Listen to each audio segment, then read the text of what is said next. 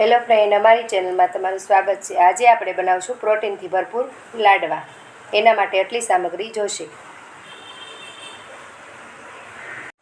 Pen ગરમ થવા મૂકી દીધી છે। 1 સ્પૂન જેટલું ઘી નાખી બધાય ડ્રાયફ્રૂટ આપણે શેકી લઈશું।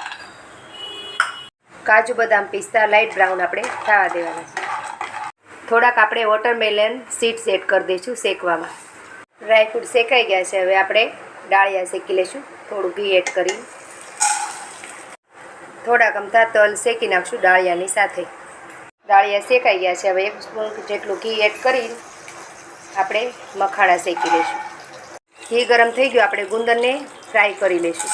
પાવડર બની ગયો છે બધી વસ્તુનો। હવે આપણે ગોળ એડ કરી દઈશું અને કાળી દ્રાક્ષ એડ કરી દઈશું। ખજૂર અને ગુંદર એડ કરી દઈશું। સૂંઠ પાવડર અને ગંઠોડા પાવડર દેશી ઘી એડ કરી લઈશું। બધી વસ્તુ આપણે મિક્સ કરી। લાડવા મારા બની ગયા છે। જય માતાજી।